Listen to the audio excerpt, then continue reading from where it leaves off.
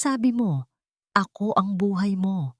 Pero bakit parang pinapatay mo ako sa bawat pagsisinungaling mo? Isang pirasong papel lang pala ang katapat ng 10 taon kong pagsisilbi. Akala mo ba? Isang hamak na accountant lang ako? Nagkakamali ka, Anton. Ang perang ninakaw mo, ang dignidad na tinapaktapakan mo, kukunin ko lahat yan ng may interes. Handa ka na bang makita ang pagbagsak ng iyong kaharian? O mas gusto mong panoorin mo na kitang magmakaawa? Wala siyang kaalam-alam si Lynn. Isang boring na accountant lang si Ana. She's just a machine that counts my money, but she has no soul.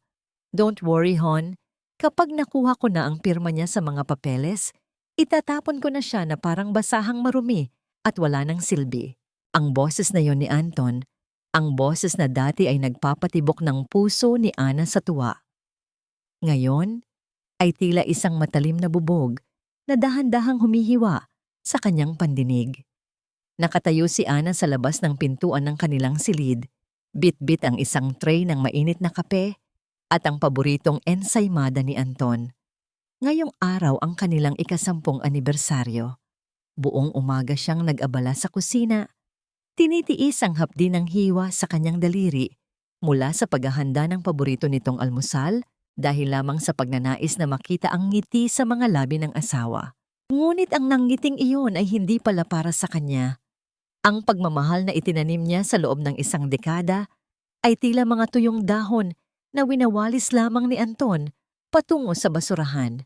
Nanigas ang mga binti ni Ana. Ang tray na hawak niya ay unti-unting nanginig at ang mainit na usok mula sa kape ay tila naging malapot na hamog na bumabalot sa kanyang paningin.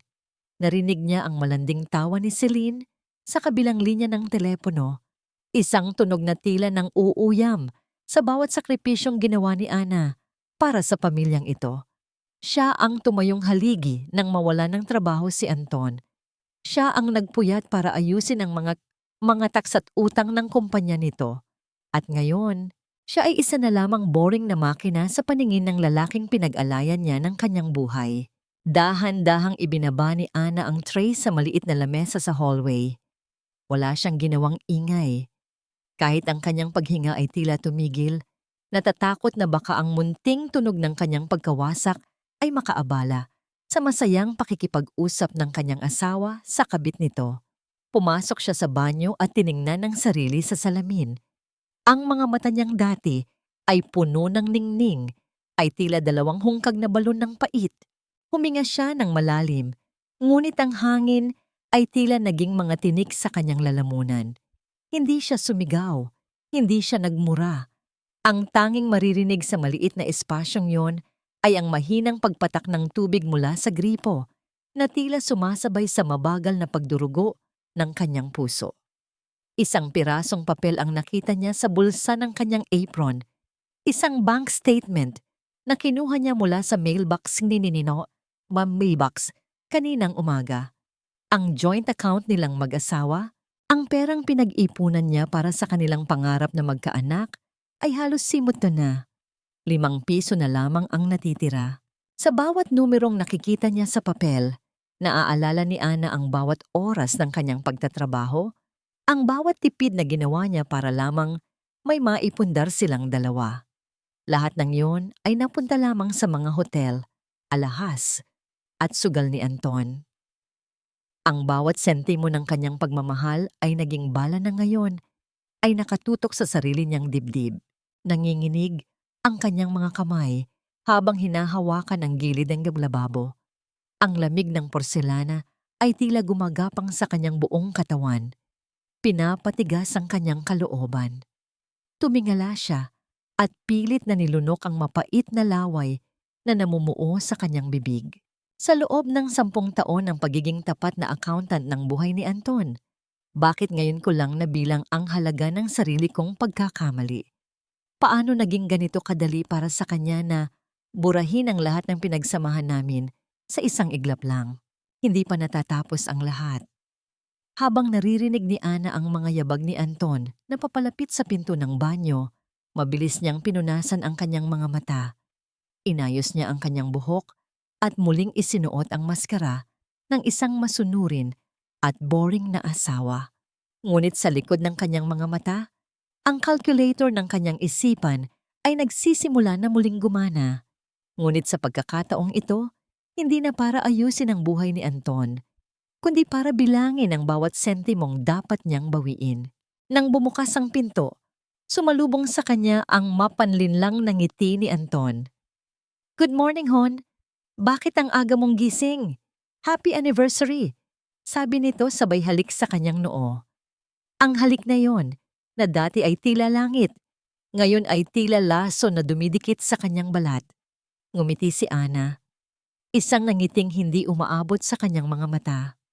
"Happy anniversary, Anton. I made your favorite coffee. Inilagay ko na sa labas." Habang naglalakad si Anton palabas, tiningnan siya ni Ana mula sa likod. Ang bawat hakbang ng asawa ay isang paalala ng lahat ng ninakaw nito sa kanya. Isang katanungan ang pabalik-balik na umualingaw-ngaw sa kanyang isipan, tila isang sumpa na hindi niya matakasan. Kung ang pagmamahal ay isang utang, kailan kaya darating ang araw na magmamakaawa ka sa akin para lang mabayaran ang lahat ng kinuha mo? Hindi mo ba alam na ang hitsura ng asawa ay salamin ng tagumpay ng kanyang mister? Pero tingnan mo ang sarili mo, Ana. Para kang basahang isinawsaw sa uling. Walang kakinang-kinang. Ang boses ni Doña Victoria ay tila isang matalim na kuko na kumakalo sa sahig ng kanilang sala. Nakaluhod si Ana sa paanan ng kanyang biyenan. Iniaabot ang malambot na tsinelas nito, habang ang matanda ay nakaupo sa paborito nitong mamahaling sofa, ang sofa na binili ni Ana mula sa kanyang unang malaking bonus bilang accountant. Hindi sumagot si Ana. Ipinako niya ang kanyang tingin sa sahig, pinagmamasdan ang sariling mga kamay na magaspang at may mga bakas ng sugat mula sa pagkayod sa kusina.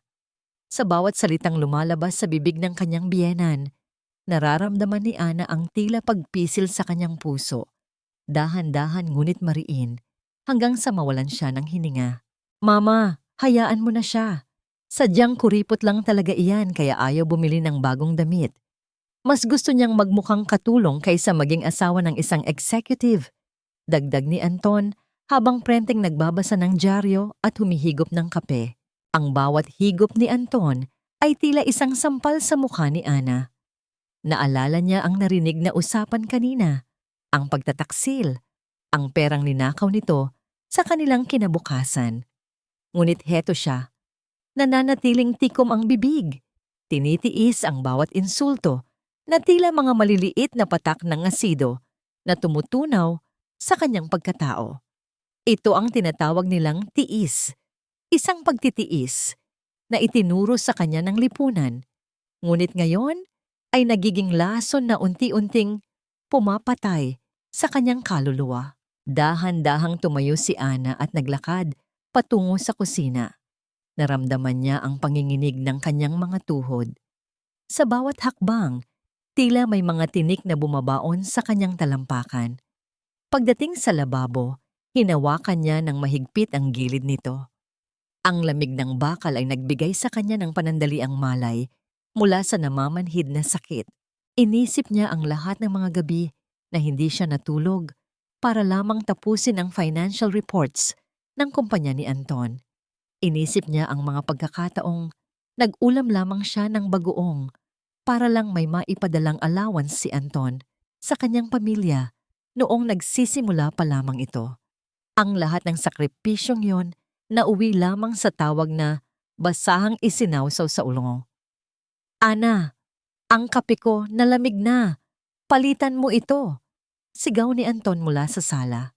Hindi tumingin si Ana sa asawa. Kinuha niya ang tasa. Ngunit bago pa siya makabalik sa kusina, nakita niyang umilaw ang cellphone ni Anton na naiwan sa ibabaw ng lamesa.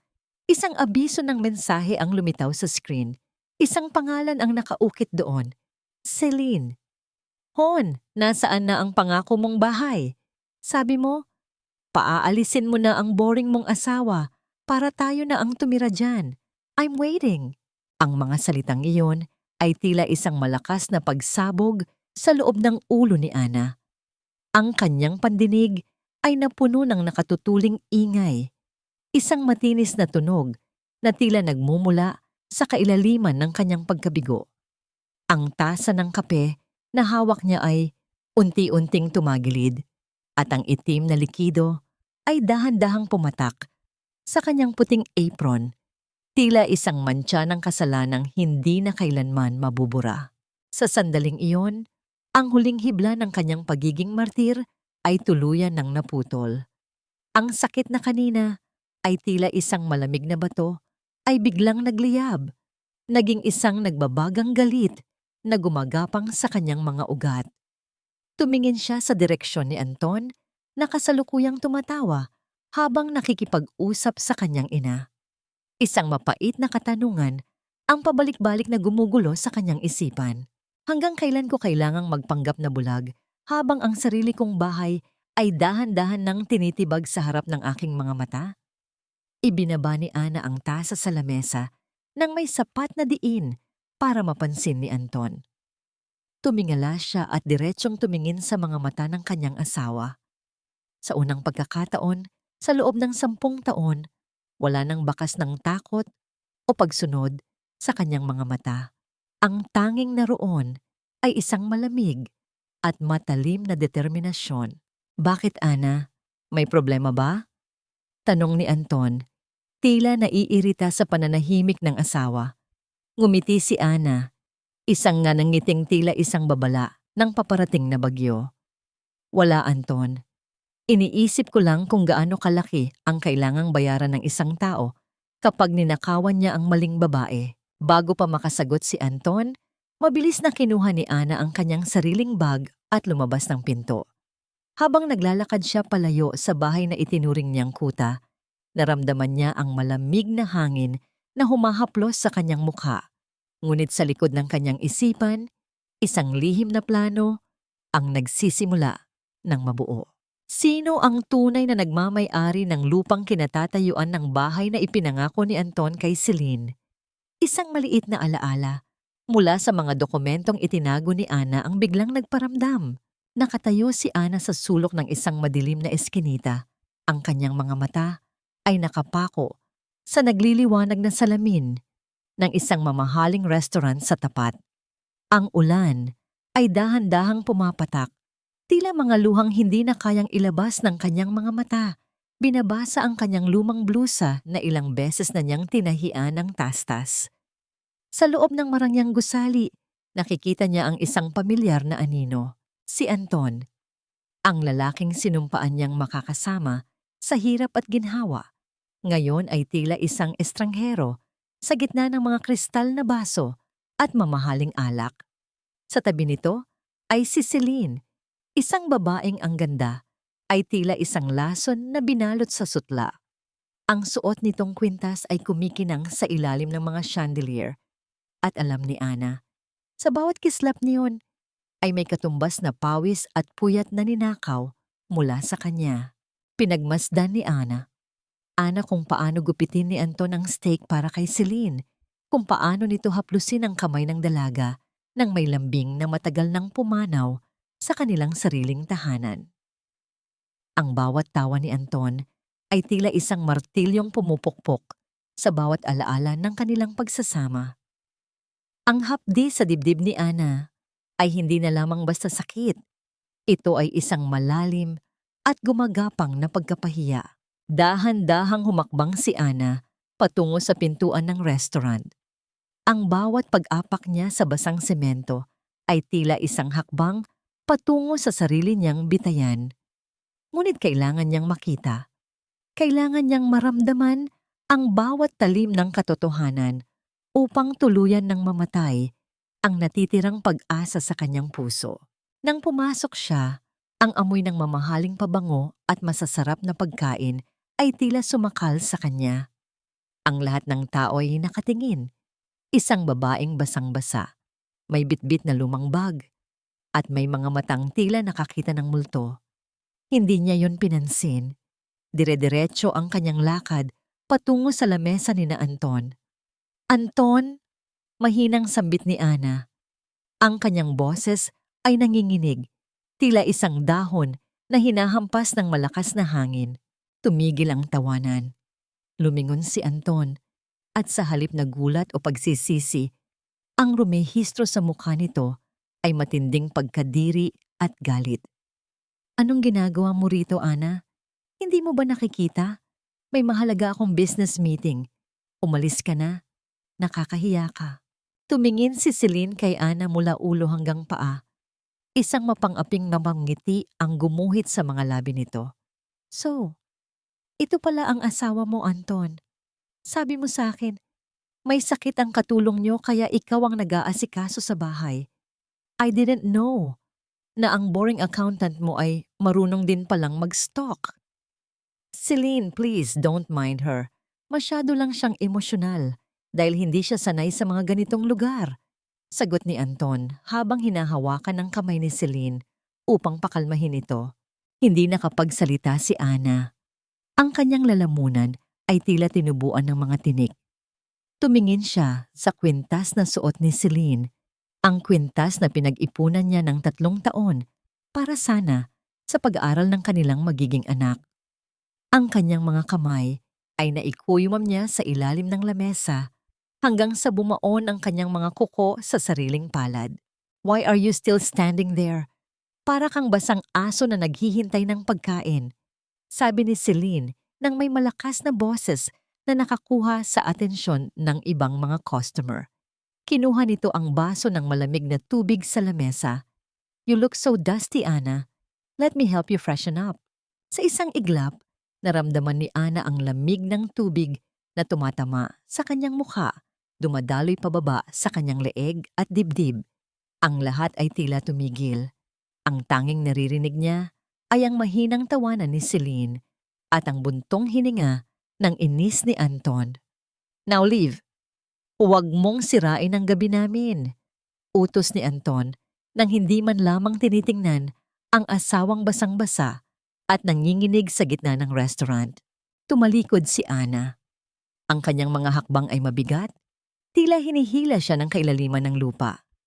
Habang papalabas siya, naramdaman niya ang mga titig ng awa at pangungutya ng mga tao. Ngunit sa likod ng basang buhok na tumatabing sa kanyang mukha, ang kanyang mga mata ay hindi na naglalabas ng luha. Ang apoy ng galit ay tuluyan ng tumupok sa huling bakas ng kanyang pagmamahal. Habang naglalakad siya sa ilalim ng ulan, hinawakan ni Ana ang kanyang basang dibdib. Isang katanungan ang pilit na bumabangon mula sa kanyang nasugatang kaluluwa. Bakit sa kabila ng lahat ng ibinigay ko, ang tanging natira sa akin ay ang lamig ng tubig na ito at ang pait ng iyong pagtalikod? Tumigil siya sa tapat ng isang lumang shop na may salamin. Tiningnan niya ang kanyang refleksyon. Basang-basa, talunan, at mag-isa. Ngunit sa gitna ng kadiliman, nakita niya ang isang bagay na kumikinang sa kanyang bulsa, ang susi ng vault sa opisina ni Anton na hindi nito alam na nasa kanya. Kung ang pag-ibig ay isang kasunduan na nilabag mo na, Anton, sisiguraduhin kong sa susunod nating pagkikita, ikaw naman ang magmamakaawa para sa kahit isang patak ng aking habag. Ang mga numero ay hindi marunong magsinungaling, Anton. Hindi tulad mo na ang bawat salitang lumalabas sa bibig ay tila isang lason na binalot sa asukal. Nakatayo si Ana sa gitna ng madilim na opisina ni Anton. Ang tanging liwanag ay nagmumula sa screen ng computer na kanyang pinasok.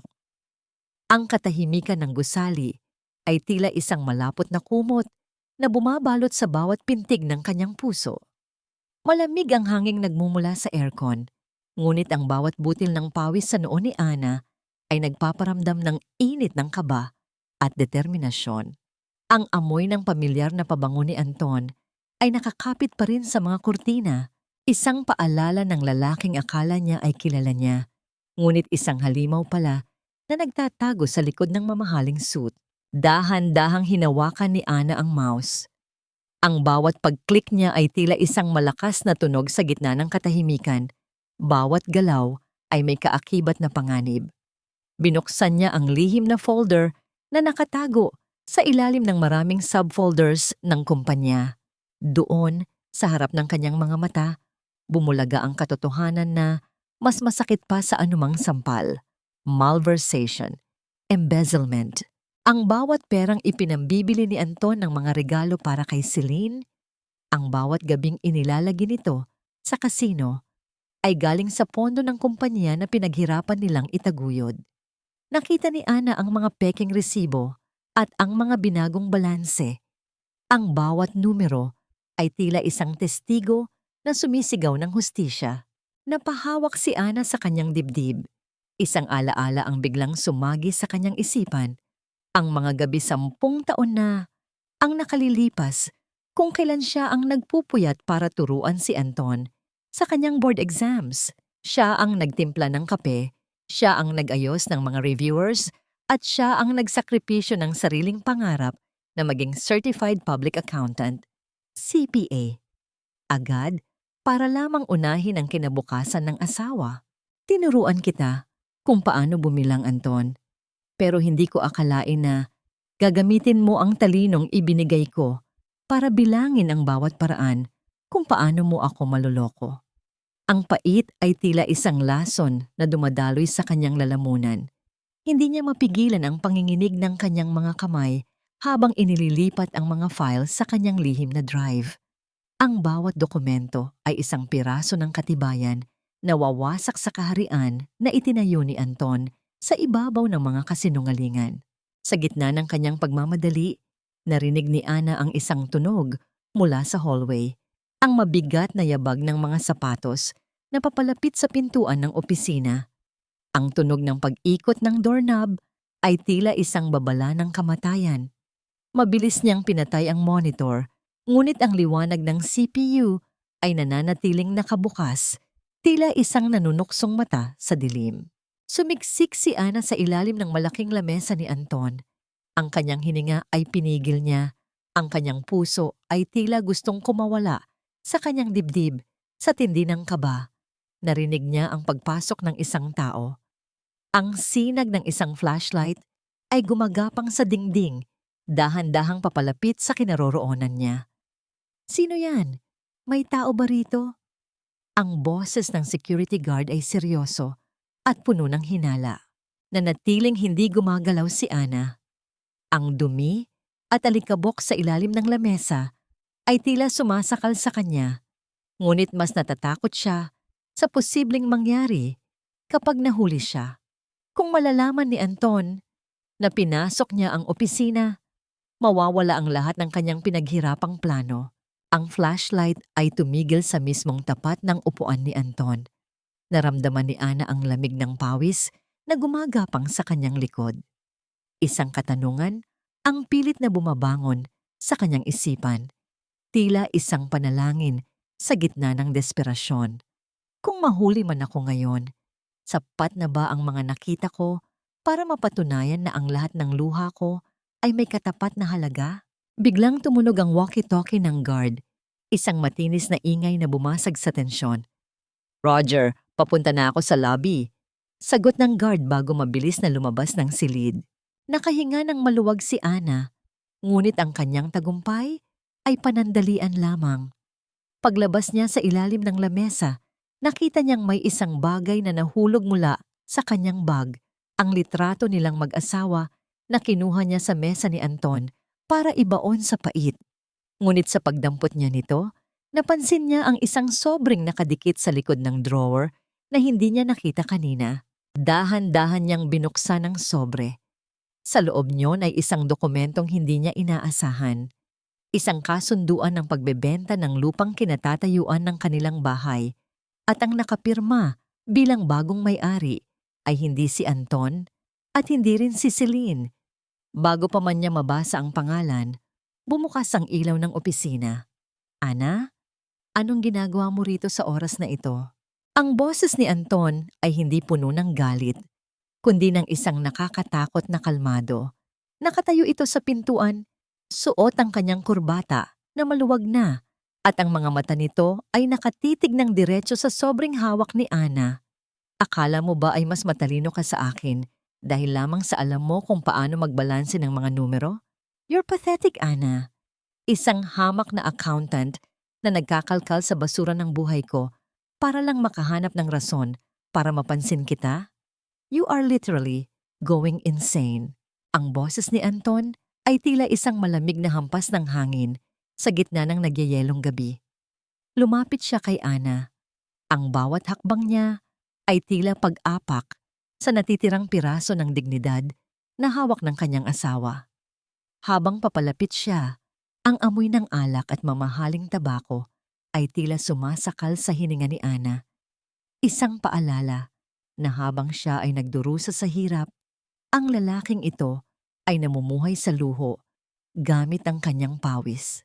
Dahan-dahang kinuha ni Anton ang sobre mula sa nanginginig na kamay ni Ana. Hindi kumilos si Ana. Ang kanyang mga binti ay tila naging mga haligi ng yelo, naninigas sa gitna ng matinding takot at pait. Ang dokumentong nakita niya, ang pangalan ni Celine na nakasulat bilang bagong may-ari ng lupang kinatatayuan ng kanilang bahay, ay tila isang hatol ng bitayan na nagpabagsak sa kanyang buong mundo. Bakit, Anton? Ang boses ni Ana ay halos isang bulong na lamang, tuyot at puno ng gaspang.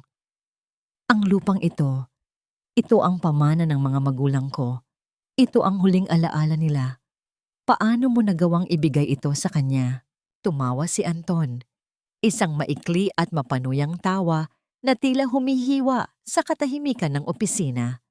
Pamana? It's just property, Ana. At sa kalagayan mo ngayon, hindi mo kayang bayaran ang mga utang na iniwan ng tatay mo noon. I saved this house. Kaya karapatan ko kung kanino ko ito ipapangalan. Huwag kang mag-inarte na parang ikaw ang biktima rito. Marahas na hinablot ni Anton ang braso ni Ana at itinulak ito patungo sa pinto. Naramdaman ni Ana ang hapdi ng pagkakahawak ng asawa sa kanyang balat. Ngunit ang sakit na iyon ay walang-wala kumpara sa tindi ng pagdurusa sa loob ng kanyang dibdib.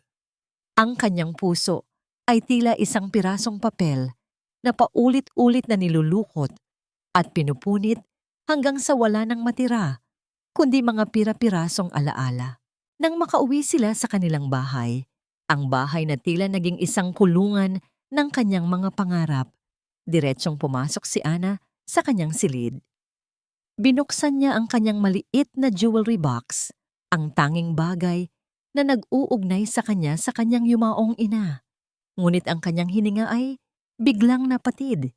Wala na ang gintong kwintas na may pendant na krus.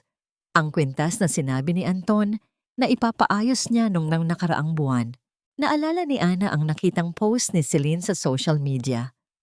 Ang kislap ng ginto sa leeg ng kabit ni Anton ay hindi pala isang imitasyon. Iyon ang mismong kwintas na huling hinawakan ng kanyang ina bago ito pumanaw. Ang bawat hibla ng gintong iyon ay may bakas ng mga panalangin at luha.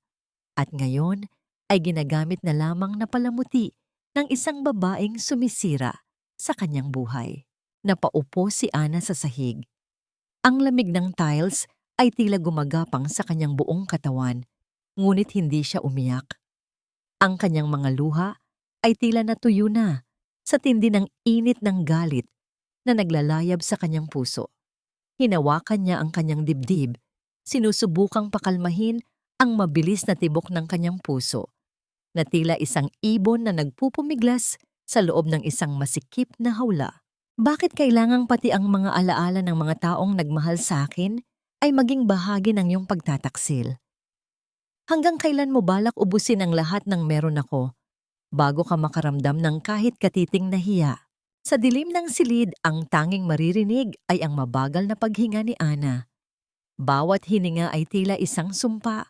Bawat tibok ng puso ay isang hakbang patungo sa isang desisyon na wala nang balikan. Ang kanyang tingin ay napako sa kanyang laptop na nasa ibabaw ng lamesa. Ang mga files na nakuha niya mula sa opisina ni Anton ay naroon pa rin. Ang mga ebidensya ng kanyang pagnanakaw at panloloko. Hindi lang dignidad ang kinuha mo sa akin, Anton.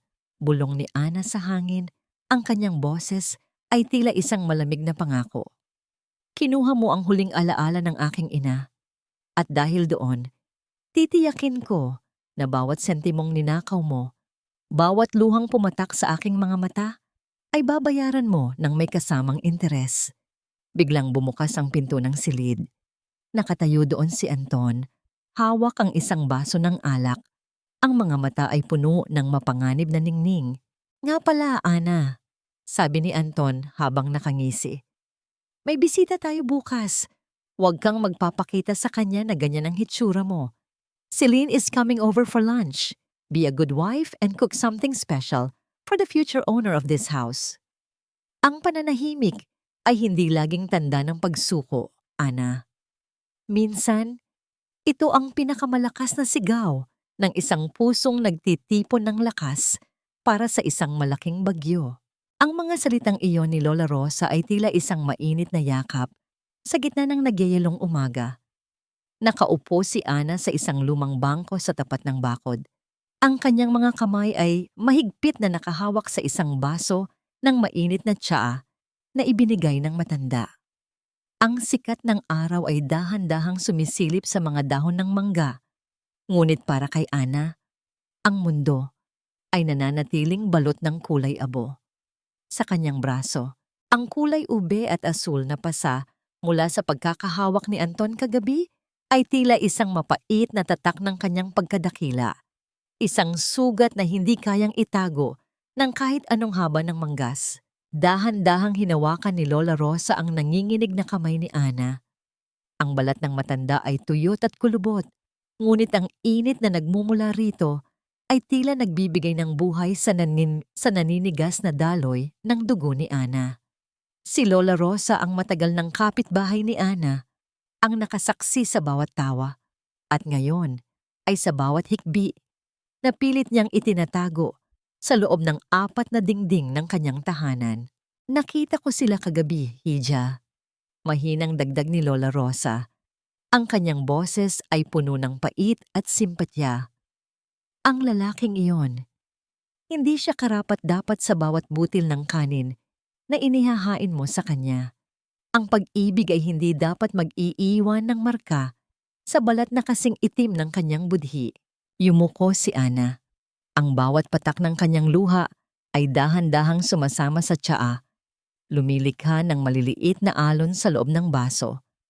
Hindi siya nagsalita dahil alam niyang sa oras na ibuka niya ang kanyang bibig, ang lahat ng pait na kinikimkim niya ay sasabog na parang isang bulkang mayon. Ang bawat insulto ni Anton, ang bawat halakhak ni Celine, at ang malamig na titig ng kanyang biyenan ay tila mga buhay na uling na nakatambak sa kanyang dibdib. Lola, paano po ba maging matatag? Sa wakas ay naibulalas ni Ana. Ang kanyang boses ay basag at puno ng desperasyon. Pakiramdam ko po ay unti-unti na akong nauubos. Ibinigay ko ang lahat. Pero bakit parang ako pa ang naglalakad sa sarili kong burol? Tumingin si Lola Rosa sa malayo. Tila may inaalalang isang madilim na bahagi ng kanyang sariling kasaysayan.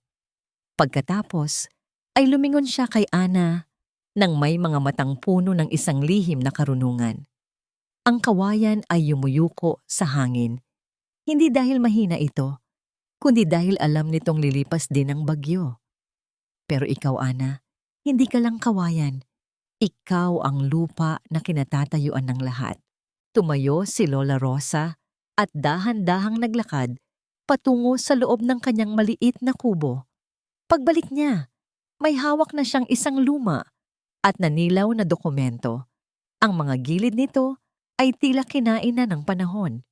Inabot niya ito kay Ana nang may panginginig ang kamay. Ito ang huling habilin ng iyong ama bago siya pumanaw, bulong ni Lola Rosa. Ibinigay niya ito sa akin noong panahong baon siya sa utang kay Anton.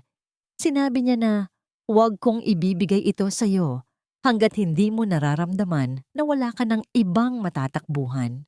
Dahan-dahang binuksan ni Ana ang papel. Ang kanyang mga mata ay nanlaki sa bawat salitang kanyang nababasa. Ang dokumentong ipinakita ni Anton kagabi, ang kasunduan na nagsasabing si Celine na ang may-ari ng lupa, ay tila isang malaking kasinungalingan. Ayon sa dokumentong hawak niya ngayon, ang lupang kinatatayuan ng kanilang bahay ay hinding-hindi maaaring ibenta o ilipat sa ibang pangalan nang walang pahintulot ng tanging tagapagmana. Ang tanging tagapagmanang iyon ay si Ana. Ang pirma na nakita mo sa papel ni Anton ay isang huwadhidya, sabi ni Lola Rosa. Ang kanyang boses ay tila isang hatol ng hustisya.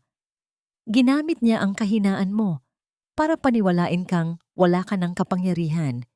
Pero ang totoo, ikaw ang may-ari ng bawat pako at semento sa bahay na yan. Naramdaman ni Ana ang isang kakaibang init na gumagapang mula sa kanyang mga talampakan hanggang sa kanyang ulo. Ang takot na kanina ay tila isang mabigat na kadena ay biglang napalitan ng isang matalim at malamig na galit. Ang bawat numerong kanyang kinakalkula sa opisina ni Anton, ang bawat audit trail na kanyang nakalap, ay mayroon na ngayong matibay na pundasyon. Hindi siya isang boring na accountant lamang. Siya ang reyna ng kanyang sariling kaharian. At ang mga mananakop ay kasalukuyan ng nagdiriwang sa loob ng kanyang bakuran. Salamat, Lola Rosa, sabi ni Ana, habang mahigpit na niyayakap ang dokumento sa kanyang dibdib. Ang kanyang mga mata ay hindi na basang-basa ng luha, kundi nagliliyab na sa determinasyon. Mag-ingat ka, Ana, babala ni Lola Rosa, habang pinagmamasdan ang paglalakad ni Ana pabalik sa kanyang bahay. Ang mga taong gahaman ay handang pumatay para sa lupang hindi naman sa kanila. Nang makarating si Ana sa pintuan ng kanilang bahay, narinig niya ang malakas na tawanan mula sa loob. Ang amoy ng masasarap na pagkaing inutusan siyang iluto ay humahalo sa amoy ng alak. Naroon na sila, si Anton, si Doña Victoria, at ang babaeng nakasuot ng kwintas ng kanyang ina, si Celine. Huminto si Ana bago pinihit ang doorknob. Isang katanungan ang pilit na bumabangon sa kanyang isipan. Isang katanungang magiging mitya ng lahat. Ano ang gagawin niyo kapag nalaman ninyong ang lupang kinatatayuan niyo ay unti-unti nang bumubukas para lamunin kayo ng buo?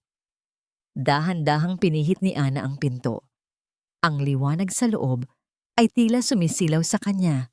Ngunit sa pagkakataong ito, hindi siya yuyuko. Ayusin mo ang pagsisilbi, Ana. Huwag kang magmukhang namatayan sa harap ng mga bisita ko. Isipin mo na lang na ito ang huling kontribusyon mo sa tagumpay ko bago ka tuluyang mawala sa buhay namin. Ang boses ni Anton ay tila isang malamig na utos na bumasag sa katahimikan ng kusina. Nakatayo si Ana sa tapat ng kalan. Ang kanyang mga kamay ay mahigpit na nakahawak sa hawakan ng isang malaking sandok. Ang usok mula sa niluluto niyang kare-kare ay yumayakap sa kanyang mukha. Tila isang mainit na maskara na nagtatago sa bawat linyang nilikha ng puyat at pagdurusa. Sa labas, naririnig niya ang malakas na tugtugan at ang tawanan ng mga taong itinuring niyang pamilya. Ngunit ngayon ay tila mga buwitreng naghihintay sa kanyang pagbagsak. Dahan-dahang binuhat ni Ana ang mabigat na bandahali ng pagkain. Ang bawat hakbang niya patungo sa hapagkainan ay tila isang paglalakad sa ibabaw ng nagbabagang uling. Nang makarating siya sa sala, ang lahat ng mata ay lumingon sa kanya, hindi bilang may-ari ng bahay, kundi bilang isang katulong na hindi binabayaran. Sa kabisera ng lamesa, nakaupo si Anton na tila isang hari, at sa kanyang tabi ay si Celine na nakasuot ng isang pulang damit na kasing matingkad ng dugo. Ang kwintas ng ina ni Ana ay kumikinang sa leeg ng dalaga. Bawat kislap niyon ay tila isang nakatutuling tawa na umaalingaw-ngaw sa loob ng bungo ni Ana. Wow, Anton! Ang bango naman ng luto ng maid mo. Pang-uuyam ni Celine habang dahan-dahang hinahaplos ang braso ni Anton. Sana lang ay hindi kasing pait ng mukha niya ang lasa nito. Tumawa si Doña Victoria, ang kanyang biyenan na nakaupo sa kabilang dulo. Huwag kang mag-alala, Celine Hija. Ganyan talaga ang mga taong walang ibang kayang ibigay, kundi serbisyo. At least, may silbi pa siya sa huling pagkakataon. Hindi kumibo si Ana. Inilapag niya ang kare-kare sa tapat ni Celine. Habang ginagawa niya iyon, aksidenteng nasagi ng kanyang daliri ang malamig na balat ng dalaga. Mabilis na binawi ni Celine ang kanyang kamay, tila ba nadirihan sa dampi ng isang taong mababa sa kanya. Careful! Baka mahawa ako sa kamalasan mo. Bulong ni Celine na sapat na para marinig ng lahat. Naramdaman ni Ana ang tila pagbukas ng isang malalim na sugat sa kanyang dibdib. Ang kanyang puso ay tila isang pirasong baso na paulit-ulit na tinatapak-tapakan hanggang sa maging pinong alikabok. Ngunit sa ilalim ng kanyang apron, nararamdaman niya ang tigas ng dokumentong ibinigay ni Lola Rosa. Ang katotohanang siya ang tunay na may-ari ng lupang kinatatayuan nila, ang nagsilbing tanging sandigan niya para hindi tuluyang bumagsak ang kanyang mga tuhod. Tumayo si Anton, hawak ang isang baso ng mamahaling wine. Attention everyone!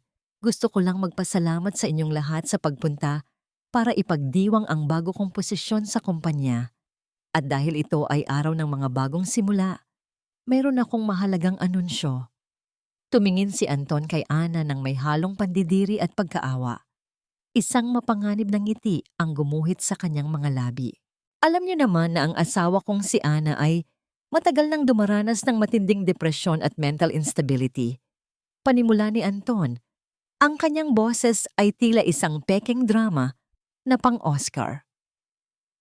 Dahil sa kanyang kondisyon, hindi na siya nakakatulong sa bahay at sa aking karera. Sa katunayan, siya ay nagiging panganib na sa kanyang sarili. Nanigas si Ana sa kanyang kinatatayuan. Ang lahat ng bisita ay nagsimulang magbulungan. Ang kanilang mga titig ay puno ng panghuhusga at pangungutya. Kaya naman, sa harap ninyong lahat, gusto kong sabihin na napagdesisyonan na naming pamilya na maghiwalay na kami. Pagpapatuloy ni Anton.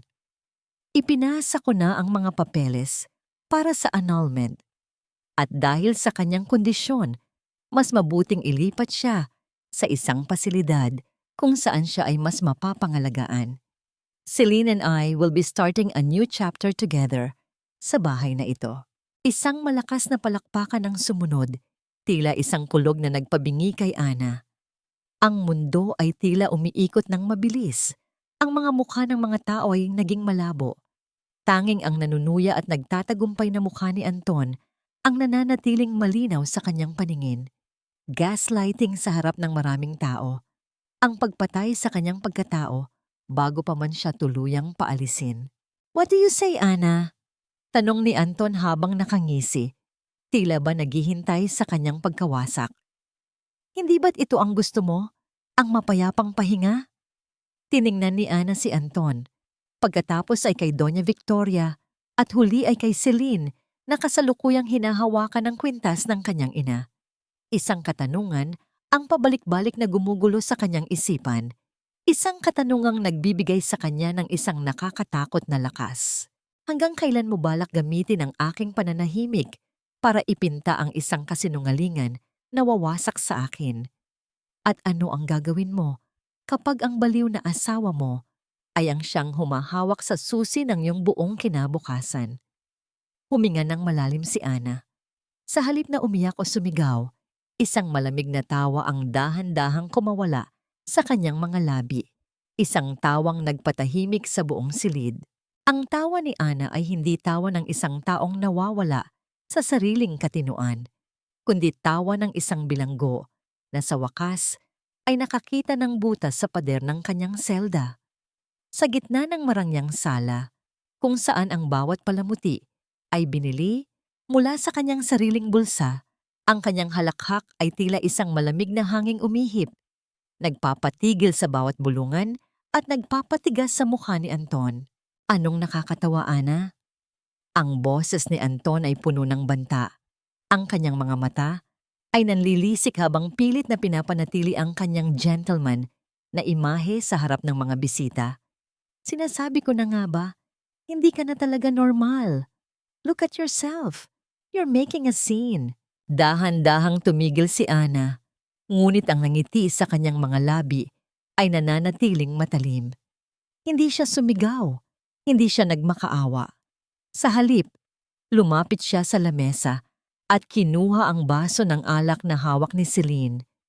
Sa isang mabilis, ngunit kalmadong galaw, ibinuhos niya ang alak sa sahig, mismo sa tapat ng mga mamahaling sapatos ni Anton. Ang nakakatawa, Anton, ay ang bilis mong magpinta ng kwento, mahinang sabi ni Ana. Ang kanyang boses ay tila isang bulong ng kamatayan na umalingaw-ngaw sa buong silid. Pero nakalimutan mo yata na bilang isang accountant, alam ko kung paano burahin ang bawat pagkakamali sa libro at kung paano ilabas ang tunay na balanse. Nang hindi naghihintay ng sagot, tumalikod si Ana at naglakad paakyat sa kanilang silid. Narinig niya ang sigaw ni Anton at ang paghingi ng paumanhin ni Doña Victoria sa mga bisita, ngunit wala na siyang pakialam. Pagpasok niya sa kwarto, mabilis niyang kinuha ang kanyang lihim na bag na nakatago sa ilalim ng sahig ng cabinet. Naroon ang laptop, ang drive, at ang dokumentong ibinigay ni Lola Rosa. Kinabukasan, bago pa man magising ang buong bahay mula sa lasingan kagabi, nasa loob na si Ana ng isang tahimik na opisina sa dulo ng lungsod.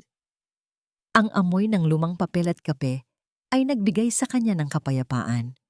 Sa tapat niya ay nakaupo ang isang lalaking may seryosong mukha, si Attorney Ramos, ang tanging taong pinagkakatiwalaan ng kanyang yumaong ama. Ito lahat ang ebidensya, Attorney, sabi ni Ana habang inilalatag ang mga audit reports. Ang bawat sentimong ninakaw niya sa kumpanya, ang mga pekeng pirma sa lupa, at ang mga accounts na ginamit niya para itago ang pera sa kasino. Gusto kong bawiin ang lahat. Hindi lang ang bahay kundi pati ang bawat segundo ng buhay ko na ninakaw niya. Sinuri ni Attorney Ramos ang mga dokumento. Isang mahabang katahimikan ang namayani sa silid. Ang tanging maririnig ay ang mabagal na pagpihit ng mga pahina. Pagkatapos ay tumingin siya kay Ana nang may halong hanga at sindak. Ana, ang ginawa mo ay hindi lang basta pag-audit. Ito ay isang execution plan, ani Attorney Ramos. Kung ilalabas natin ito, hindi lang annulment ang kakaharapin ni Anton. Maari siyang mabulok sa kulungan dahil sa estafa at malversation. Pero kailangan nating mag-ingat. Kapag naramdaman niyang gumuho ang mundo niya, magiging mas agresibo ang isang hayop na nasusukol. Hayaan mo siyang lumaban, Attorney. Sagot ni Ana, ang kanyang mga kamay ay nakapatong ng mahigpit sa ibabaw ng lamesa. Dahil habang iniisip niyang siya ang may hawak ng baril, hindi niya alam na tinanggalan ko na siya ng bala. Paglabas ni Ana sa opisina ng abogado, naramdaman niya ang isang kakaibang gaan sa kanyang dibdib. Habang naglalakad siya sa mataong kalsada, nakatanggap siya ng isang text mula sa isang hindi kilalang numero. Nagawa na ang unang hakbang. Ang ulat ay nasa mesa na ng Bureau of Internal Revenue. Napangiti si Ana. Ang anonymous whistleblower ay walang iba kundi siya rin. Alam niyang ang kumpanya ni Anton ay kasalukuyang sumasailalim sa isang malaking merger at ang isang audit notice ay tila isang bombang sasabog sa gitna ng kanilang negosasyon. Nang makabalik si Ana sa bahay, nadatnan niya si Anton na balisang naglalakad sa sala, hawak ang kanyang cellphone. Ang kanyang mukha na dati ay puno ng yabang ay ngayon ay tila namumutla at pinagpapawisan. Ana, anong ginawa mo? Sigaw ni Anton nang makita ang asawa. Nakatanggap ang kumpanya ng audit notice mula sa BIR at may nagpadala ng tip tungkol sa mga discrepancy sa accounts ko. Ikaw lang ang may kakayahang gumawa nito. Tumitig si Ana sa kanyang asawa nang may malamig na kawalan ng emosyon. Dahan-dahan siyang lumapit sa ref at kinuha ang pitsil ng tubig. Bakit ka natatakot, Anton? Tanong ni Ana habang dahan-dahang nagsasalin sa baso. Di ba sabi mo, boring lang akong accountant? Isang makina na walang kaluluwa? Bakit ka nanginginig sa harap ng isang makina? Ipapapatay kita, sigaw ni Anton habang akmang lalapit kay Ana. Ngunit biglang tumunog ang doorbell ng bahay. Isang malakas at sunod-sunod na tunog na tila isang babala. Nang buksan ni Anton ang pinto, hindi ang kanyang mga kaibigan ang naroon. Dalawang lalaking nakauniforme ng kumpanya at isang sheriff ang nakatayo. Bit-bit ang isang opisyal na dokumento.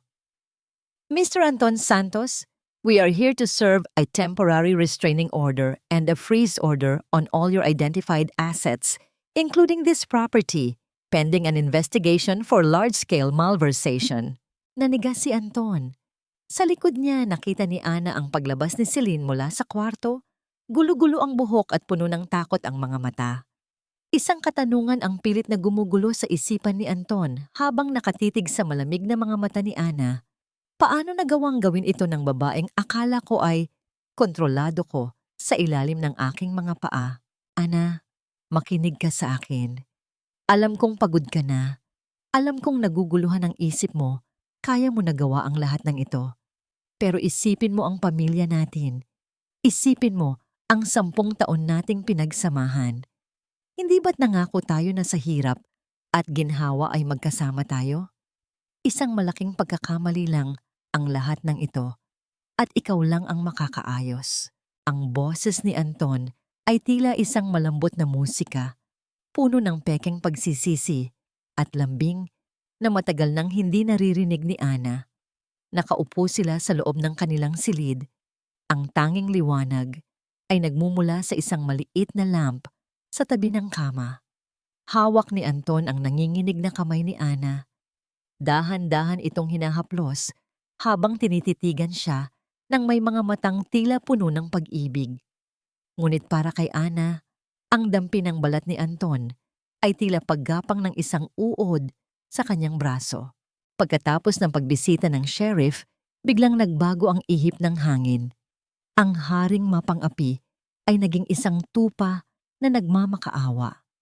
Alam ni Ana ang laro ni Anton. Ito ang huling baraha ng isang desperadong lalaki. Ang gaslighting. Masyado ka lang naniwala sa mga maling impormasyon, Hon. Pagpapatuloy ni Anton, ang kanyang muka ay inilapit sa muka ni Ana hanggang sa maramdaman nito ang mainit niyang hininga. Yung audit, yung mga accounts, lahat yan ay gawa-gawa lang ng mga kaaway ko sa kumpanya para sirain tayo. At dahil sa galit mo, hindi mo napansin na nagagamit ka na nila. Sign this waiver, Ana. Sabihin mo sa korte na nagkamali ka lang sa ulat mo dahil sa depression mo. At kapag natapos ito, aalis tayo. Magbabakasyon tayo sa kung saan mo gusto. Just you and me. Like the old times. Tinitigan ni Ana ang asawa. Sa loob ng kanyang isipan, ang bawat salita ni Anton ay tila mga numerong hindi nagtatugma sa isang balanse. Ang pagnanais nitong makuha ang kanyang pirma ay sapat na patunay na wala na itong ibang matatakbuhan. Ngunit sa halip na sumabog sa galit, yumuko si Ana at nagkunwaring nag-iisip. Totoo ba, Anton?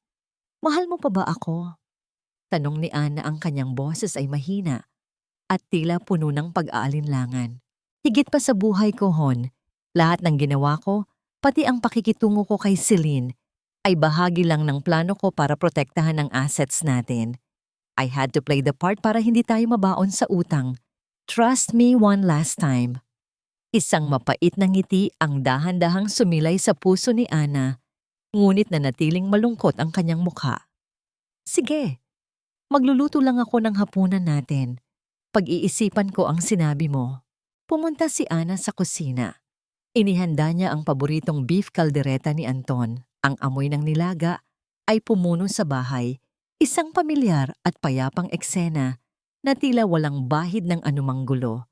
Ngunit sa ilalim ng lamesa, habang hinihintay ang pagkulo ng karne, mabilis na kinuha ni Ana ang kanyang lihim na tablet. Habang nagpapakitang tao siya bilang isang masunuring asawa, ang kanyang mga daliri ay mabilis na nagtatrabaho sa digital na mundo. Sa bawat hiwa niya ng rekado, isang access code ni Anton sa kanilang natitirang offshore funds ang kanyang binubura at inililipat sa isang escrow account na tanging siya lang ang may hawak. Ang bawat patak ng pawis sa kanyang noo ay katumbas ng bawat sentimong binabawi niya mula sa lalaking nagnakaw ng kanyang dangal. Nang ihain ni Ana ang pagkain, kumislap ang mga mata ni Anton. Sabi ko na nga ba, hindi mo ako matitiis. Sabi nito habang nagsisimulang kumain ng may gana. Pinagmasdan ni Ana ang asawa. Ang kaibahan ng init ng pagkain at ang lamig ng kanyang kalooban ay tila isang malaking pader na naghihiwalay sa kanila. Ang bawat subo ni Anton ay tila huling hapunan ng isang taong hindi alam na ang kanyang bitayan ay nakahanda na. Nga pala, Anton, mahinang sabi ni Ana habang pinupunasan ang gilid ng lababo. Iwan mo na ang cellphone mo rito sa lamesa. Gusto ko sanang walang abala habang nag-uusap tayo mamaya tungkol sa waiver. Sure, Hon. Anything for you? Sagot ni Anton. Kampanteng iniwan ang kanyang phone sa ibabaw ng lamesa at naglakad patungo sa banyo para mag-shower. Mabilis na kinuha ni Ana ang phone ni Anton, ngunit hindi ang mga mensahe ni Celine ang hinahanap niya. Alam na niya ang lahat ng yon. May isa pang bagay na kailangan niya.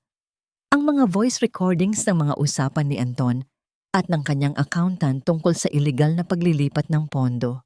Ngunit bago pa matapos ang paglipas ng files sa kanyang drive, narinig ni Ana ang paghinto ng tubig sa banyo.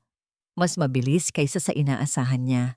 Dali-dali niyang ibinalik ang phone sa lamesa, ngunit sa pagmamadali niya, hindi niya napansin na isang notification ang lumitaw sa sarili niyang lihim na cellphone na nakatago sa ilalim ng placemat. Bumukas ang pinto ng banyo. Lumabas si Anton na may tuwalya sa balikat. Ngunit ang kanyang mga mata ay hindi na puno ng lambing. Napako ang kanyang tingin sa placemat na bahagyang nakaangat, kung saan nakasilip ang gilid ng isang phone na hindi niya pamilyar. Dahan-dahang lumapit si Anton. Ang katahimikan sa kusina ay naging nakabibingi. Ang tanging maririnig ay ang mahinang pag-ikot ng ceiling fan. Anong phone ito, Ana? Tanong ni Anton. Ang kanyang boses ay tila isang kulog bago ang malakas na ulan. Mabilis na hinablot ni Anton ang phone. Ang screen ay bumukas at doon, sa harap ng kanyang mga mata, ay bumulaga ang isang slideshow ng mga litrato. Si Anton at si Celine sa iba't ibang lugar, ang mga resibo ng kasino, at ang mga screenshot ng bawat illegal niyang transaksyon.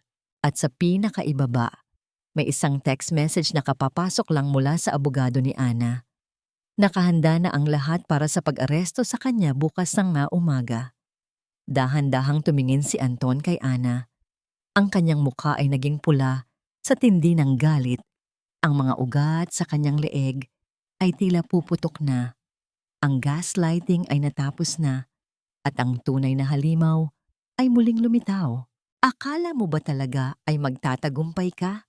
Sigaw ni Anton habang ibinabalibag ang phone sa pader. Sa bahay na ito, ako ang batas. At hinding-hindi ka makakalabas dito ng buhay para ibigay ang mga ebidensyang yan. Hindi ka lang pala baliw, Ana. Isa kang ahas. Isang makamandag na ahas na pinatira ko sa ilalim ng bubong ko. Pinakain at binihisan, pero heto ka. Sinusubukang kagatin ng kamay na nagligtas sa'yo mula sa kahirapan. Ang boses ni Anton ay tila isang dagundong ng kulog na yumanig sa bawat sulok ng kanilang sala. Ang galit sa kanyang muka ay hindi na maikakaila. Ang kanyang mga mata ay nanlilisik, puno ng puot, na tila gustong sunugin ang lahat ng madaanan. Sa kanyang paanan, ang basag na cellphone uwaan ni Ana ay nakakalat. Tila mga pira-pirasong kristal ng isang pangarap na tuluyan ng dinurog. Nakatayo si Ana sa gitna ng silid. Ang kanyang buong katawan ay nanginginig, hindi dahil sa takot, kundi sa tindi ng sakit na tila humahati sa kanyang pagkatao. Ang kanyang mga kamay ay nakakuyom sa kanyang gilid. Ang kanyang mga kuko ay bumaon sa sariling palad hanggang sa makaramdam siya ng hapdi. Ngunit ang hapdi na yon ay walang-wala kumpara sa tindi ng pagtataksil na nararanasan niya sa mga oras na ito. Ano, Anton? Ligtas? Sa wakas ay naibulalas ni Ana. Ang kanyang boses ay basag at puno ng pait. Iniligtas mo ako? Ako ang nagtrabaho para sa kumpanyang yan. Ako ang nagsakripisyo ng sarili kong karera para lang maging tuntungan mo patungo sa itaas. At ngayon, sasabihin mong pinakain mo ako? Walang utang na loob. Isang matinis na boses ang sumabat mula sa hagdanan. Si Doña Victoria ay dahan-dahang bumaba. Ang kanyang muka ay puno ng pandidiri. Tama ang anak ko. Isang hamak na accountant ka lang na pinulot namin sa putikan. Kung hindi dahil sa apelyido ng asawa mo, wala kang silbi sa mundong ito. At ngayon, nangangahas kang sirain ang dangal ng pamilyang Santos. Dangal? Isang mapait na tawa ang kumawala sa mga labi ni Ana. Dangal ba ang tawag sa pagnanakaw sa sariling kumpanya?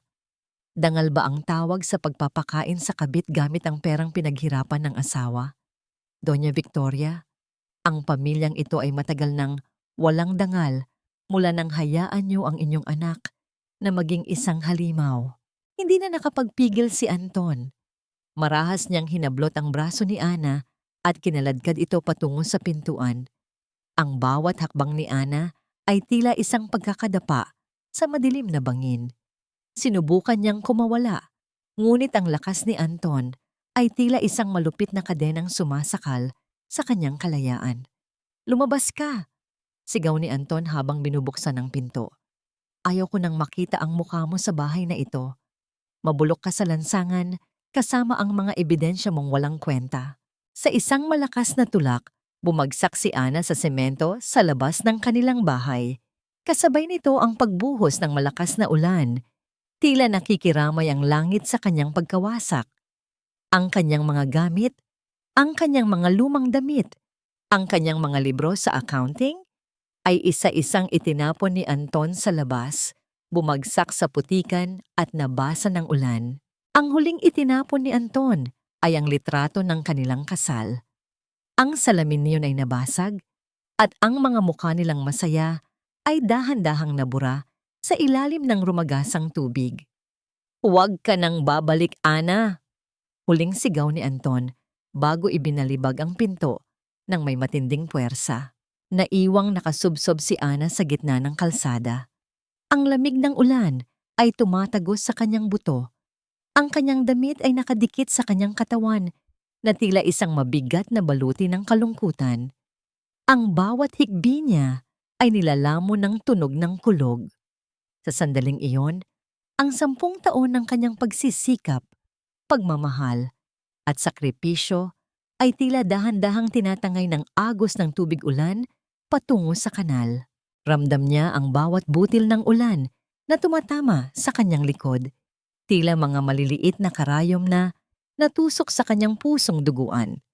Napatingin siya sa nakasara nilang pinto. Sa likod niyon, alam niyang nagdiriwang ang mga taong sumira sa kanya. Nanatiling nakayuko si Ana. Ang kanyang mga kamay ay nakadapo sa basang semento. Ngunit sa gitna ng kanyang pagluha, ang kanyang daliri ay naramdaman ng isang matigas na bagay sa loob ng lihim na bulsa ng kanyang suot na jacket. Ang dokumento mula kay Lola Rosa. Ang tunay na titulo ng lupa. Dahan-dahang tumigil ang paghikbi ni Ana. Ang kanyang mga mata, na kanina ay puno ng kawalan, ay dahan-dahang nagliwanag ng isang kakaibang ningning. Hindi ito ningning ng pag-asa, kundi ningning ng isang nagbabagang determinasyon. Ang lamig ng ulan ay hindi na niya nararamdaman. Ang tanging nararamdaman niya ay ang init ng galit na ngayon ay nagiging isang matalim na espada sa kanyang kalooban. Bakit ako ang nasa labas habang ang mga magnanakaw ay nasa loob ng aking sariling tahanan? Bakit ko kailangang umiyak para sa isang lalaking hindi man lang marunong lumingon sa kanyang pinanggalingan? Dahan-dahang tumayo si Ana sa gitna ng bumubuhos na ulan. Hindi na siya lumingon sa bahay na yon. Sa halip, humakbang siya palayo. Ang bawat pag-apak niya sa putikan ay tila isang panunumpa sa sarili. "Lalabas ako ngayon, Anton," bulong ni Ana sa hangin.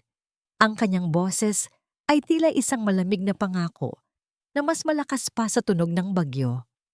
"Pero sa susunod na magbukas ang pintong iyan, sisiguraduhin kong kayo naman ang luluhod sa harap ko habang pinapanood ninyong gumuho ang lahat ng inyong ninakaw." Sa dulo ng kalsada, isang maliit na liwanag mula sa bintana ni Lola Rosa ang naghihintay sa kanya. Ngunit sa likod ng kadiliman ng gabi Ang auditing ng buhay ni Anton Santos ay kasalukuyan pa lamang nagsisimula. Ang bawat umagang dumarating pagkatapos ng bagyo ay hindi lamang pagpapatuloy ng buhay, kundi isang paalala na ang dilim, gaano man ito kalalim, ay laging may hangganan. Ang boses ni Lola Rosa ay mahina, ngunit puno ng kapangyarihan. Tila isang banayad na himig na gumigising sa nahihimbing na diwa ni Ana. Nakahiga si Ana sa isang manipis na banig sa loob ng maliit na silid ni Lola Rosa. Ang amoy ng tuyong dahon at bagong sayang na kanin ay pumupuno sa hangin. Isang payak na bango na tila nagbibigay ng lunas sa kanyang sugatang kalooban.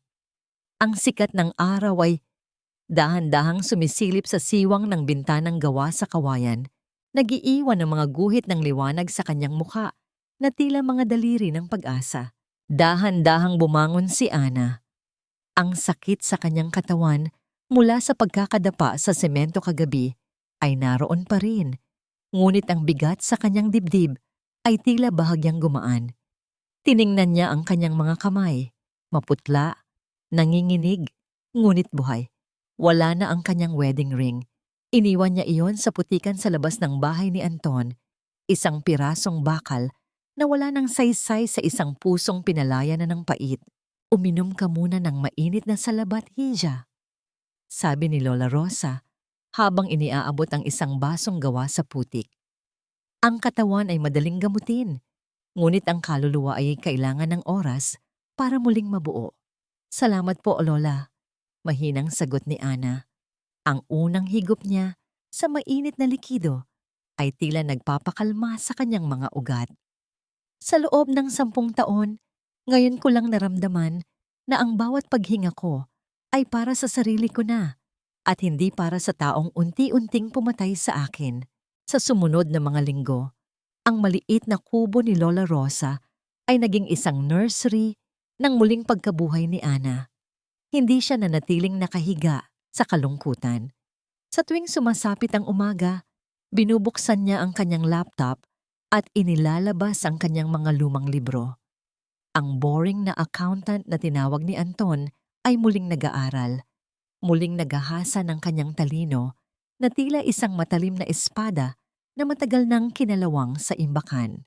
Isang araw, suot ang kanyang huling natitirang disenteng blusa na maingat niyang pinlansya gamit ang lumang plansang diuling ni Lola Rosa. Naglakad si Ana patungo sa isang matayog na gusali sa Makati. Ito ang pinakamalaking auditing firm sa bansa. Isang lugar na dati ay pangarap lamang niya bago niya isinakripisyo ang lahat para kay Anton. Bakit mo gustong bumalik sa propesyon pagkatapos ng mahabang panahon? Tanong ng interviewer habang sinusuri ang kanyang resume na may malaking puwang ng kawalan ng trabaho. Tumingin ng diretso si Ana sa mga mata ng kausap. Wala nang bakas ng takot o pag-aalinlangan. Dahil sa loob ng 10 taon, nag-audit ako ng buhay ng ibang tao nang walang bayad. Ngayon, handa na akong gamitin ang talino ko para ayusin ang mga numerong marunong magsabi ng katotohanan. Hindi nagtagal, natanggap si Ana. Ang kanyang unang sweldo ay hindi malaki, ngunit nang hawakan niya ang mga perang papel, naramdaman niya ang isang kuryente ng dangal na dumaan sa kanyang buong katawan.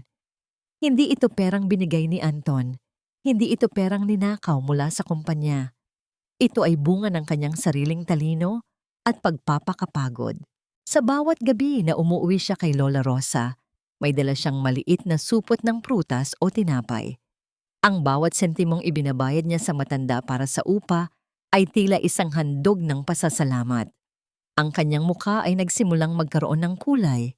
Ang kanyang mga mata ay nagkaroon muli ng ningning na hindi kayang burahin ng kahit anong gaslighting. Ngunit sa gitna ng kanyang pananahimik at pagbangon, ang mundo ni Anton ay tila hindi tumitigil sa pag-ikot.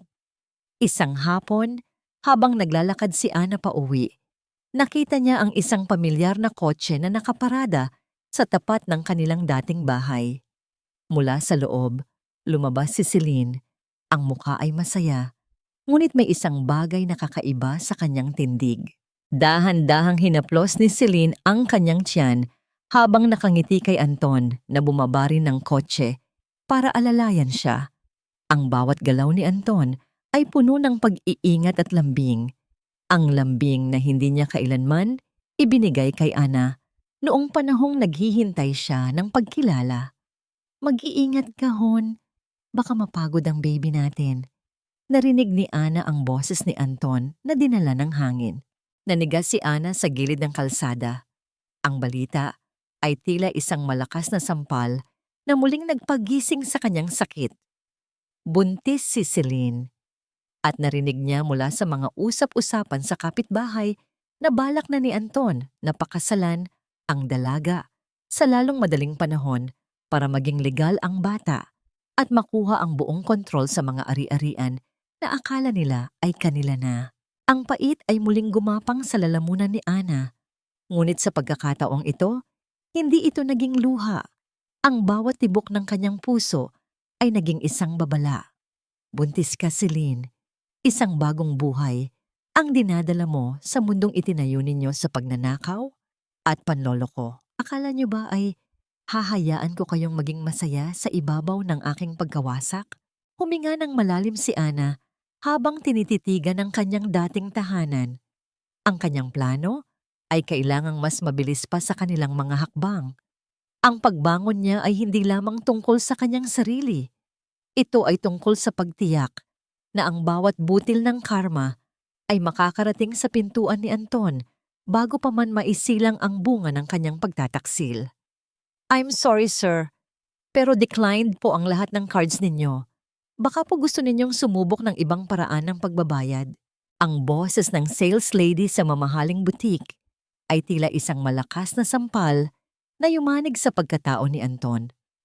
Nakatayo siya sa gitna ng tindahan, hawak ang 3 credit cards na tila mga piraso ng walang kwentang plastic. Sa tabi niya, si Celine ay nakasimangot habang nakatingin sa tumpok ng mga damit at bag na balak nilang bilhin para sa celebration ng kanilang nalalapit na kasal. Ang bawat titig ng mga tao sa paligid ay tila mga karayom na tumutusok sa balat ni Anton. Binabaklas ang kanyang maskara ng pagiging isang matagumpay na executive. Impossible! Subukan mo ulit, baka may problema lang ang terminal nyo. Mariing sabi ni Anton. Ang kanyang boses ay nanginginig sa pagitan ng galit at matinding kahihiyan. Ang kanyang noo ay pinagpapawisan na kahit napakalamig ng aircon at ang amoy ng kanyang mamahaling pabango ay tila humahalo sa malapot na amoy ng desperasyon. Muling sinubukan ng sales lady, ngunit ang resulta ay nanatiling pareho. Ang bawat pag-iling nito ay tila isang hatol ng kamatayan para sa ego ni Anton. Anton, ano ba? Sabi mo unlimited ang budget natin para sa shopping na ito. Reklamo ni Celine, ang kanyang boses ay matinis at puno ng inis. Nakakahiya o. Maraming nakatingin. Ayusin mo yan. Hindi nakasagot si Anton. Mabilis siyang lumabas ng butik at dumiretso sa pinakamalapit na bangko. Ngunit pagdating doon, ang katotohanan ay mas malupit pa sa kanyang inaasahan. Ang lahat ng kanyang accounts, maging ang mga lihim na pondong kinuha niya mula sa kumpanya, ay kasalukuyang nasa ilalim ng freeze order dahil sa kasong isinampa ni Ana at sa nagpapatuloy na audit ng BIR. Ang bawat sentimong inakala niyang hawak niya ay tila naging mga bula na naglaho sa isang iglap. Habang naglalakad si Anton pabalik sa kotse, tila umiikot ang kanyang mundo. Ang bawat gusali, ang bawat taong nadadaanan niya, ay tila mga anino ng kanyang nalalapit na pagbagsak. At sa gitna ng kanyang kalituhan, nakatanggap siya ng isang tawag mula sa kanyang opisina. Sir, tinanggal na po ang access ninyo sa main system. Ang board of directors ay nagpatawag ng emergency meeting. Pinapaalis na rin po ang inyong mga gamit sa opisina. May mga pulis na pong naghihintay para sa inyong paliwanag tungkol sa nawawalang pondo. Nabitiwan ni Anton ang kanyang cellphone. Ang tunog ng pagbagsak nito sa semento ay tila ang tunog ng sarili niyang buhay na nagkakapira-piraso. Pagbalik niya sa bahay, ang bahay na akala niya ay kanyang-kanya na, nadatnan niya si Celine na nag-iimpake ng gamit. Anong ginagawa mo, Celine? Tanong ni Anton. Ang kanyang boses ay paos at puno ng takot. Leaving you, Anton. Walang emosyong sagot ni Celine habang isinasara ang kanyang mamahaling maleta. I thought you were smart. I thought you were rich. Pero ngayon, bankrupt ka na. Tatanggalin ka pa sa trabaho. At baka makulong ka pa. Hindi ko kayang itaguyod ang baby natin sa ganyang klaseng buhay. Pero Celine, mahal kita. Ginawa ko lahat ng ito para sa atin. Sigaw ni Anton. Sinusubukang hawakan ng braso ng dalaga. Mahal? Isang mapait na tawa ang kumawala kay Celine. Anton, ginamit mo lang ako para saktan ng asawa mo at ginamit lang kita para sa pera mo. Ngayong wala na ang lahat, anong silbi mo sa akin? Napanood ni Anton ang pag-alis ni Celine. Ang paglayo ng sasakyang dati ay siya ang nagbabayad. Naiwan siyang mag-isa sa gitna ng malawak na sala. Ang bahay na dati ay puno ng yabang ay ngayon ay tila isang malaking libingan ng kanyang mga pangarap. Ang bawat sulok ng kwarto ay nagpapaalala sa kanya kay Ana. Ang babaeng binaliwala niya, ang babaeng itinapon niya na parang basura. Ngunit siya palang may hawak ng lubid na ngayon ay unti-unting sumasakal sa kanya. Samantala, sa isang tahimik na opisina sa Makati, nakaupo si Ana sa harap ng kanyang computer. Pinagmamasdan niya ang ulat ng freeze order at ang balita tungkol sa emergency board meeting sa kumpanya ni Anton. Walang ngiti sa kanyang mga labi. Tanging isang malalim na buntong hininga ng kaluwagan. Hindi ito tungkol sa paghihiganti. Ito ay tungkol sa pagbabalik ng balanse. Ang bawat numero ay nasa tamang lugar na. Tumingin si Ana sa labas ng bintana. Pinagmamasdan ang paglubog ng araw. Isang katanungan ang pabalik-balik na gumugulo sa kanyang isipan. Isang katanungang tila, isang dalangin ng pasasalamat. Kung ang hustisya ay dumarating ng dahan-dahan, sapat na ba ang sakit na nararamdaman mo ngayon para mabura ang bawat luhang pumatak sa aking mga mata? Dahan-dahang kinuha ni Ana ang kanyang bag at naghanda ng umuwi. Ngunit bago siya makalabas, isang tawag ang pumasok sa kanyang personal na phone. Isang boses na hindi niya inaasahan. Ang boses ni Doña Victoria. Umiiyak at nagmamakaawa. Ana, anak, tulungan mo kami. Nagmamakaawa ako sa'yo. Wala na kaming matakbuhan. Ang boses ni Doña Victoria sa kabilang linya ng telepono ay hindi na ang boses ng mapagmataas na ginang na tila laging nakatuntong sa pedestal. Ito ay boses na ng isang matandang nangangatog, basag at tila hinihingal sa ilalim ng bigat ng sariling kapalaran. Para kay Ana, ang marinig ang salitang anak mula sa bibig ng babaeng tumawag sa kanya na basahan at walang kwenta ay tila isang mapait na biro ng tadhana. Nakatayo si Ana sa loob ng kanyang bagong opisina, pinagmamasdan ang mga gusali ng Makati na dahan-dahang nagliliwanag sa paglubog ng araw. Nanatili siyang tahimik. Ang katahimikan ni Ana ay tila isang mabigat na parusa para kay Victoria na sa bawat segundong lumilipas ay mas lalong nalulunod sa sarili niyang kahihiyan. Bakit po kayo sa akin tumatawag, Doña Victoria? Sa wakas ay sagot ni Ana. Ang kanyang boses ay tila isang malamig na hininga ng gabi. Walang galit, ngunit wala ring awa. Hindi ba't sabi niyo ay baliw ako? Na ako ay panganib sa pamilya niyo? Bakit kayo humihingi ng tulong sa isang taong pinalayas niyo sa gitna ng ulan? Patawarin mo kami, Ana. Nagkamali kami. Si Anton, wala na siyang pera. Pati ang mga gamot ko, hindi na namin mabili. Ang bahay, kukunin na ng bangko bukas. Maawa ka, kahit para sa mga taon na naging bahagi ka ng pamilyang ito. Isang mapait na ngiti ang sumilay sa mga labi ni Ana.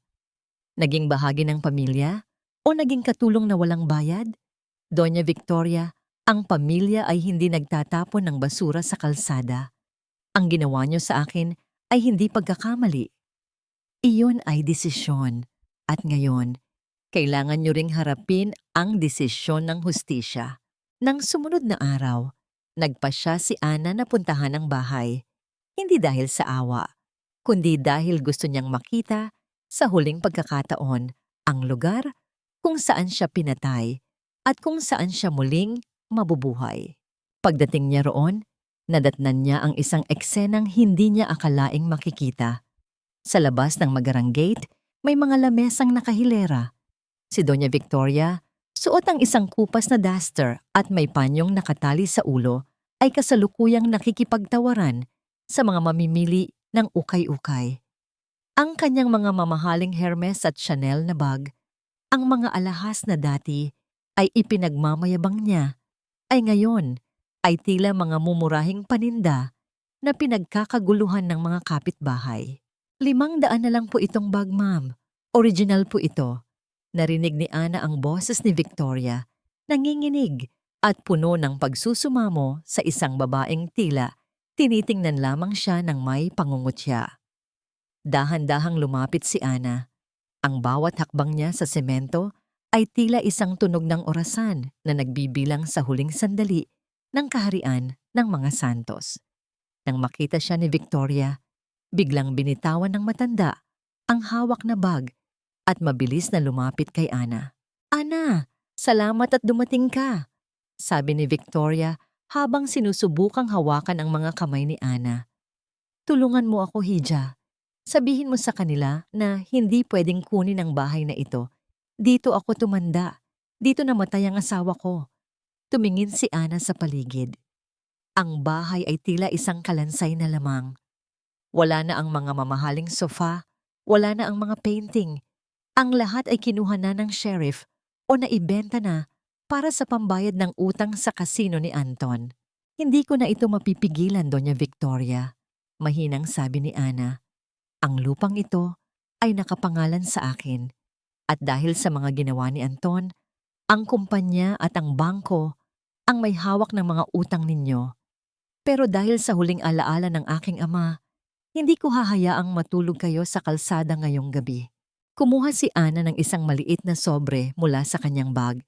Inabot niya ito kay Victoria sa harap ng lahat ng mga taong nanonood. "Ito ay sapat na para sa isang maliit na apartment at para sa inyong mga gamot sa loob ng 3 buwan. Ito ay galing sa sarili kong sweldo. Ang sweldo ng boring accountant na dati ay rinerespeto nyo lang kapag kailangan nyo ng pera." Nanginginig na tinanggap ni Victoria ang sobre. Ang kanyang mga mata ay napuno ng luha, hindi ng pasasalamat, kundi ng matinding pagkapahiya. Ang makita ang sarili na tumatanggap ng limos mula sa babaeng tinapaktapakan niya ay ang pinakamasakit na karma na naranasan niya sa kanyang buong buhay. "Nasaan si Anton?" tanong ni Ana. "Nasa loob. Hindi siya lumalabas. Natatakot siya, Ana. Marami nang naghahanap sa kanya," bulong ni Victoria. Sa sandaling iyon, isang mabilis na sasakyan ng pulis ang huminto sa tapat ng gate. Ang tunog ng pagbukas ng mga pinto ng sasakyan ay tila isang hudyat ng wakas. Lumabas ang 2 opisyal, bit-bit ang isang pirasong papel na may tatak ng korte. Warrant of arrest para kay Anton Santos para sa kasong estafa at large-scale malversation, deklara ng pulis. Narinig ni Ana ang isang malakas na sigaw mula sa loob ng bahay.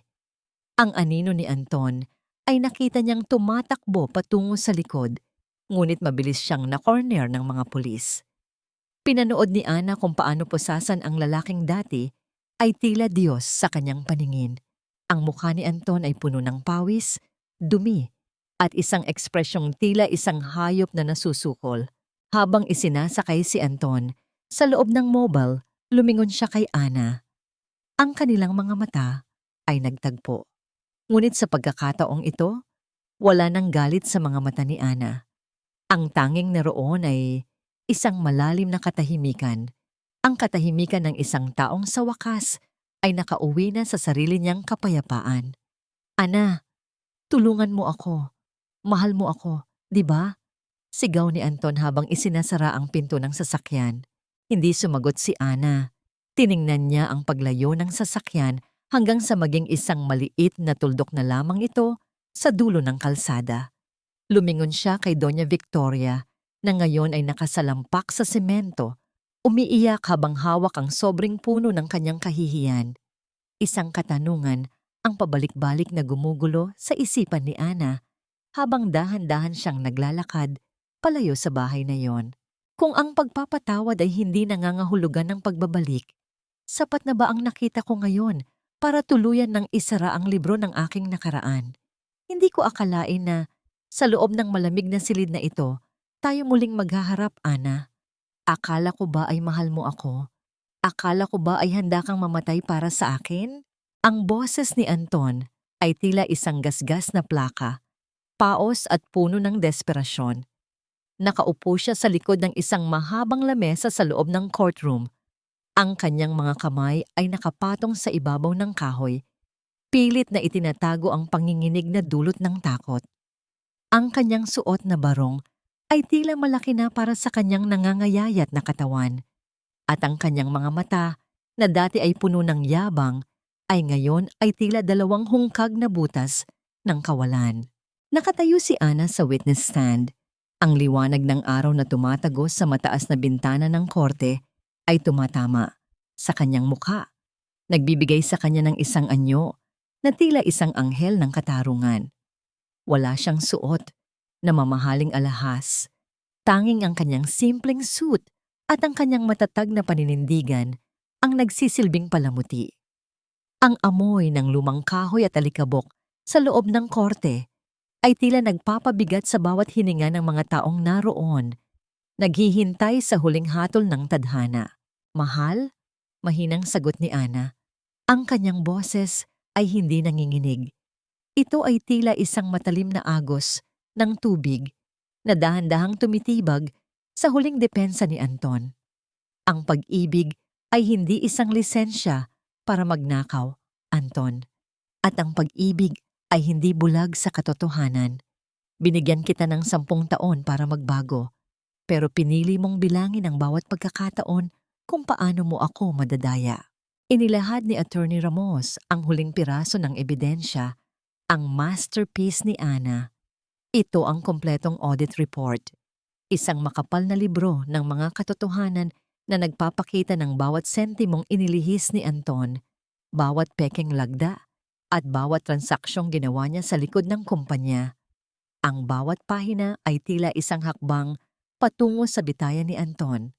Your Honor, simula ni Attorney Ramos, ang boses ay umaalingaw-ngaw sa tahimik na silid. Ang ulat na ito ay hindi lamang listahan ng mga numero. Ito ay kwento ng isang sistematikong pagnanakaw at panloloko. Ipinapakita rito na ang akusado ay hindi lamang nagnakaw ng pera, kundi nagnakaw din ang kinabukasan ng kanyang sariling asawa.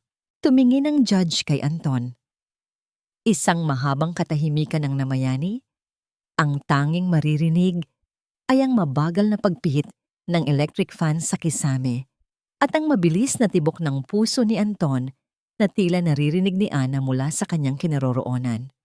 Sa kabilang panig, nakita ni Ana si Doña Victoria na nakayuko. Ang mga balikat ay nayayanig sa tahimik na paghikbi. Wala na ang mapagmataas na ginang. Ang tanging natira ay isang inang naglulubid ng sariling pagsisisi. Mr. Santos, mayroon ka bang gustong sabihin bago ko ibaba ang hatol? Tanong ng judge. Dahan-dahang tumayo si Anton. Tumingin siya kay Ana. Ang kanyang mga mata ay nangingilid ang luha. Ana, please, para sa baby natin, para sa anak namin ni Celine, huwag mong hayaang lumaki siyang walang ama. Patawarin mo ako. Naramdaman ni Ana ang isang pamilyar na kurot sa kanyang puso. Ang pagbanggit sa bata ay tila isang huling pagtatangka ni Anton na gamitin ang kanyang emosyon. Ngunit mabilis na pinalis ni Ana ang kahinaang yon. Naalala niya ang ulan, ang putikan, at ang boses ni Celine na nagmamayabang tungkol sa kwintas ng kanyang ina. Ang bata ay walang kasalanan, Anton, sabi ni Ana. Ang kanyang boses ay puno ng pait at kapatawaran.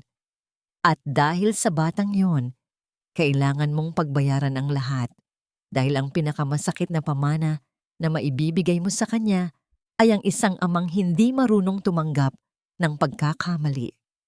Ibinaba ng judge ang malaking gavel sa ibabaw ng lamesa. Ang tunog niyon ay tila isang huling tuldok sa mahabang kabanata ng pagdurusa ni Ana.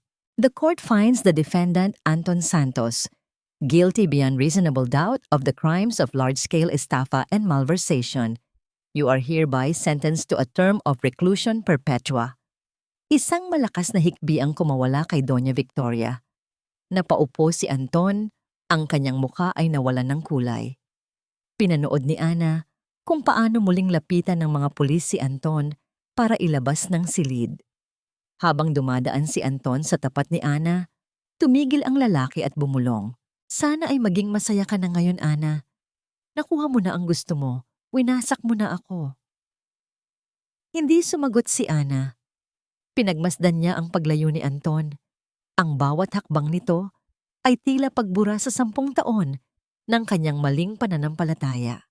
Nang tuluyan ng sumara ang pinto ng korte, naramdaman ni Ana ang isang kakaibang katahimikan sa loob ng kanyang sarili. Wala ng galit, wala ng pait. Ang tanging natira ay ang malamig na simoy ng kalayaan. Lumabas si Ana ng courthouse. Ang sikat ng araw ay tila mas maliwanag. Ang hangin ay mas sariwa. Sa kanyang kamay, hawak niya ang susi ng bahay. Ang bahay na ngayon ay kanya na. Hindi dahil sa pagnanakaw, kundi dahil sa katotohanan. Ngunit sa gitna ng kanyang tagumpay, isang itim na sasakyan ang huminto sa tapat niya. Bumukas ang pinto at isang babaeng may malaking tiyan ang lumabas. Si Celine, ang kanyang mukha ay maputla, ang kanyang mga mata ay puno ng takot. Wala na ang kwintas ng ina ni Ana sa kanyang leeg. Ana, wala na akong mapuntahan. Bulong ni Celine. Pinaalis na ako sa apartment ko. Wala akong pera para sa panganganak ko. Please, kahit para na lang sa bata. Hindi ako ang nanira sa'yo, Celine. Ang sarili mong mga desisyon ang nagdala sa'yo sa kinaroroonan mo ngayon. Pero ang bata ay walang kasalanan sa ingay at dumi ng mundong ginawa ninyo ni Anton. Ang boses ni Ana ay mahinahon, tila isang banayad na agos ng tubig na dahan-dahang humuhugas sa pait ng nakaraan. Nakatayo siya sa harap ng kanyang dating tahanan. Pinagmamasdan si Celine na nakayuko at umiiyak sa harap ng gate. Wala na ang mapang-aping ningning sa mga mata ng dalaga. Ang tanging natira ay ang takot ng isang magiging ina na walang kasiguruhan ang kinabukasan. Dahan-dahang kinuha ni Ana ang isang business card mula sa kanyang bag at iniabot ito kay Celine. Ito ang address ng isang foundation na tumutulong sa mga single mothers. Tinawagan ko na sila. Tutulungan kanila sa iyong panganganak at sa paghahanap ng marangal na trabaho. Huwag kang magpasalamat sa akin. Gawin mo itong pagkakataon para maging mas mabuting tao para sa anak mo. Pinanood ni Ana ang pag-alis ni Celine, ang mabigat na hakbang nito palayo sa kanyang buhay. Walang saya sa puso ni Ana. Tanging isang malalim na pagtanggap na ang bawat utang sa tadhana ay may kaukulang kabayaran. Pagpasok ni Ana sa loob ng bahay, sinalubong siya ng amoy ng alikabok at katahimikan. Ang bawat sulok ng silid ay may dalang alaala. Ngunit sa pagkakataong ito, hindi na siya nasasaktan. Dahan-dahan niyang binuksan ang lahat ng bintana, hinahayaan ang sariwang hangin at sikat ng araw na pumasok at puksain ang natitirang lamig ng kahapon.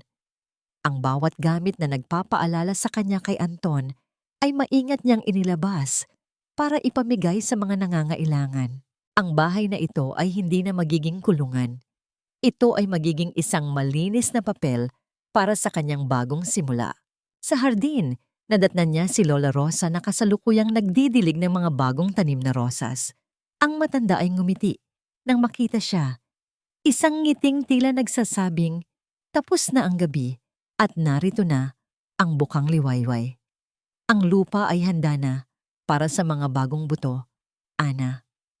Sabi ni Lola Rosa habang hinahaplos ang isang maliit na usbong. Ang mga rosas na ito ay hindi magiging kasing ganda kung hindi sila dumaan sa dilim ng lupa at sa bagsak ng ulan. Lumapit si Ana at dahan-dahang hinawakan ng basang lupa. Naramdaman niya ang init nito, ang buhay na nagmumula sa kailaliman. Sa loob ng 10 taon, nakalimutan niyang siya pala ang nagtatanim ng sarili niyang kaligayahan.